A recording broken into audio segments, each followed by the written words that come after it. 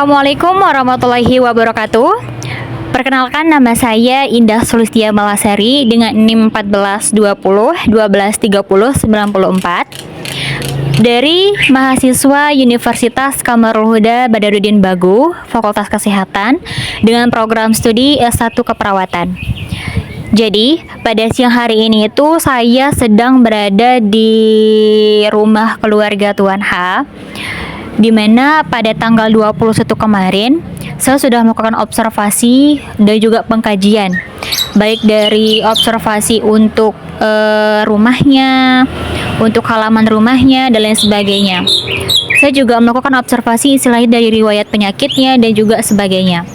Jadi di hari ini, pada siang hari ini itu saya sedang berada di rumah beliau di keluarga Tuan H yang berlokasi di Desa Bagu, Kecamatan Peringgarata.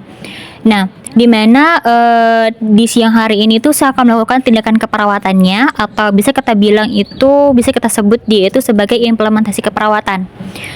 Dan implementasi keperawatan ini itu saya lakukan itu adalah memonitoring tekanan darahnya, karena memang dari hasil observasi itu keluarga Tuan H itu memiliki riwayat penyakit hipertensi gitu. Nah, selain itu juga saya akan melakukan implementasi keperawatan untuk mengedukasi tentang pentingnya gizi, keseimbangan gizi untuk ibu hamil. Karena kebetulan kemarin observasi yang saya dapatkan di keluarga Tuan H ini itu istrinya sedang mengandung atau hamil di usia sekitar 7 bulanan gitu. Dan nanti untuk HPL-nya itu kata beliau kemarin HPL-nya di bulan Agustus nanti. Nah, karena beliau hamil pada usia 44 tahun, karena memang kalau dari medis itu di usia 40 tahun itu sangat rentan memiliki banyak risikonya gitu. Belum lagi istrinya Tuan H ini itu memiliki riwayat penyakit hipertensi gitu. Jadi, mau tahu nih kelanjutan tindakannya? Jangan lupa ikuti saya.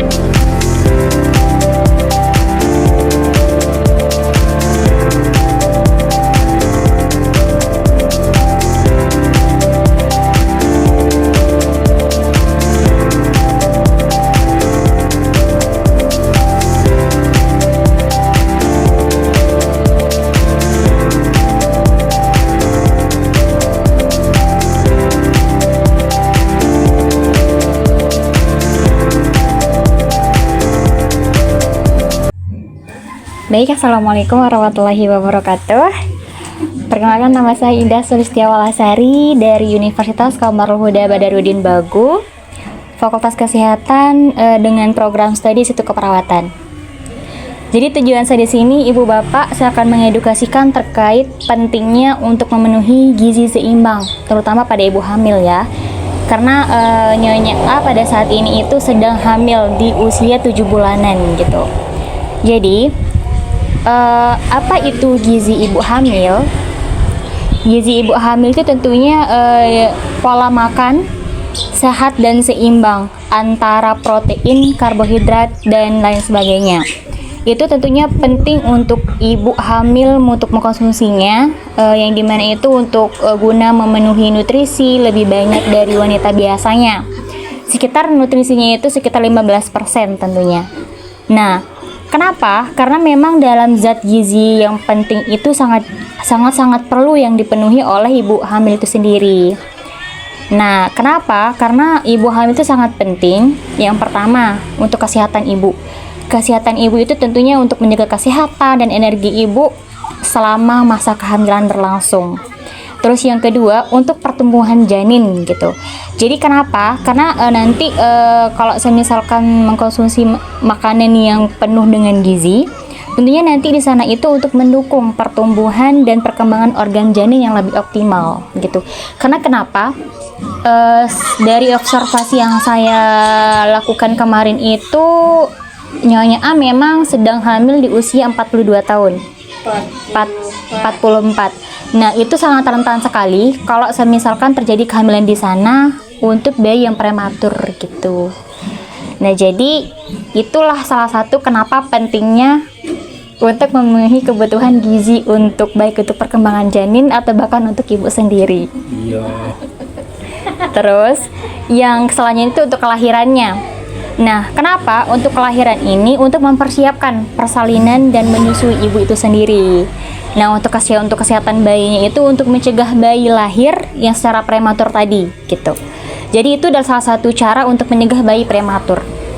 Terus, apa aja nih untuk makanan-makanan yang bisa dikonsumsi untuk ibu hamil? Itu ada namanya asam folat. Nah, manfaat asam folat itu untuk mencegah cacat tabung saraf pada janin.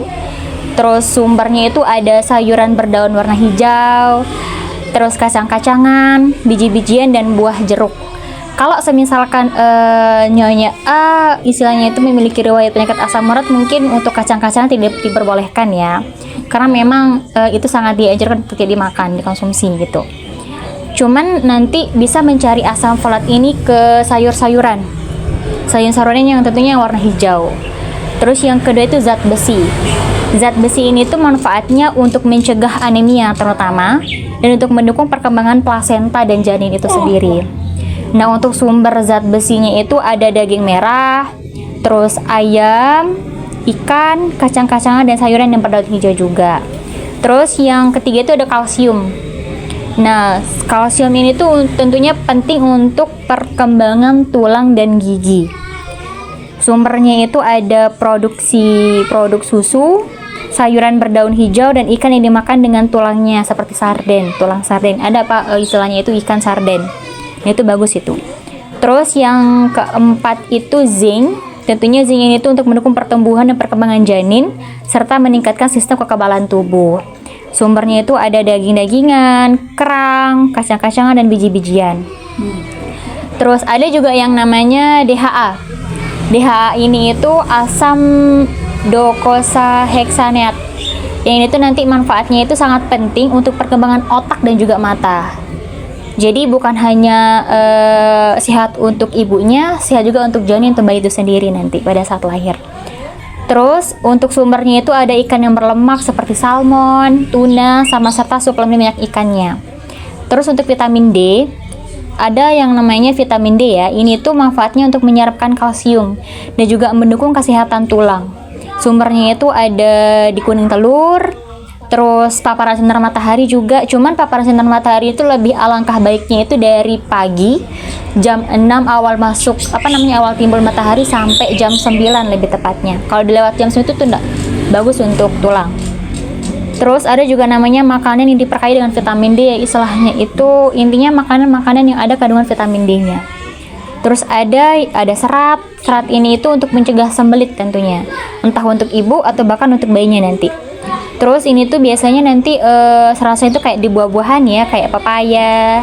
Terus ada juga sayuran dan juga kacang-kacangan. Terus yang terakhir itu protein. Protein itu manfaatnya itu untuk mendukung pertumbuhan jaringan janin dan plasenta. Untuk sumbernya itu ada daging, ayam, ikan, tahu, tempe, dan juga produk susu. Nah, itu adalah salah satu cara untuk memenuhi gizi seimbang.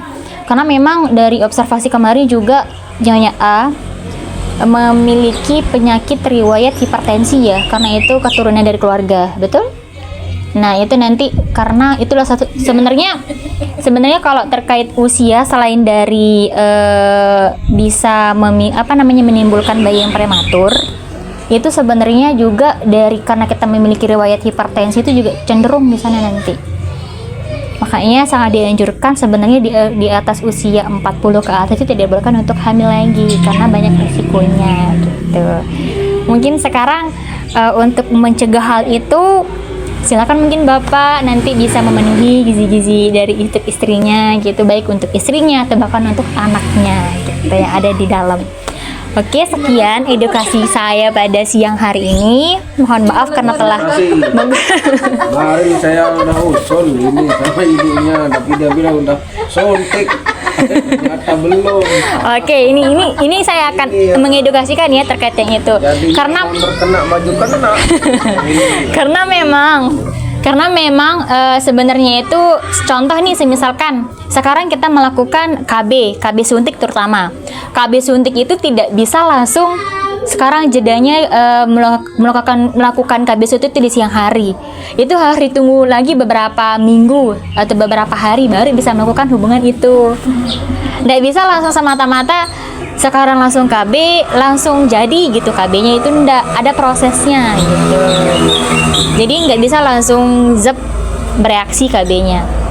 Itu mungkin ada lagi pertanyaan Bapak? Oke, sudah kalau gitu. Sekian dari saya. Wassalamualaikum warahmatullahi wabarakatuh. Oke, itu adalah salah satu tindakan yang sudah saya berikan kepada keluarga Tuan H. Di mana tadi tindakan yang telah saya berikan itu ada memonitoring tekanan darah. Nah, hasilnya itu untuk Tuan H itu sendiri tekanan darahnya itu 120 per 90 mmHg. Sedangkan untuk nyonya A itu di 120 per 70 mmHg, dan itu semuanya normal.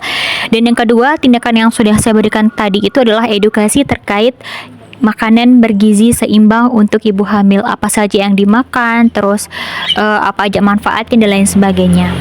Jadi itu adalah salah satu implementasi yang sudah saya berikan kepada keluarga Tuan H.